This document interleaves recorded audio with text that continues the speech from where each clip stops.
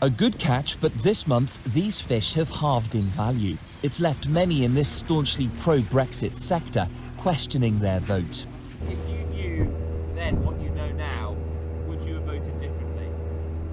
I think if we knew this was going to happen, I honestly think that things might have been different. People would have voted differently. Fishermen would have looked at things in a different light. Dave and his son Simon's family have been fishing in these waters off the Devon coast since the 16th century.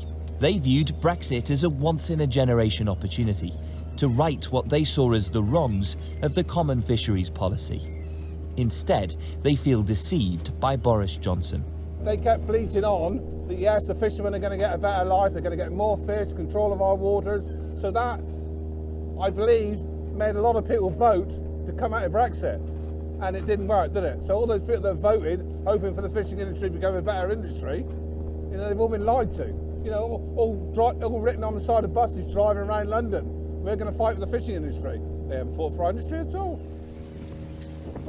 The introduction of catch certificates and customs declarations has led to delays at the border, meaning European buyers have been rejecting these catches as they're taking too long to get to them.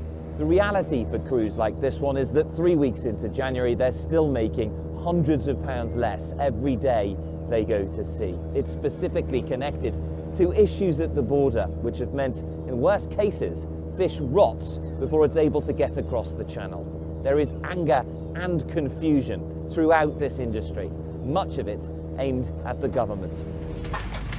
To make ends meet, Ben Vass says he's parted ways with 2 crew members and converted his boat from catching fish for a European market last month to now catching whelks, freezing and exporting them to Asia. Brexit has just made it really hard to get all of our produce out of the country.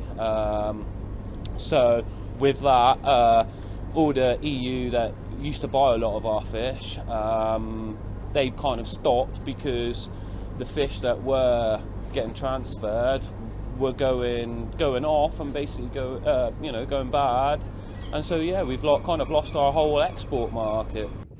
There are 12,000 people working on UK registered fishing vessels.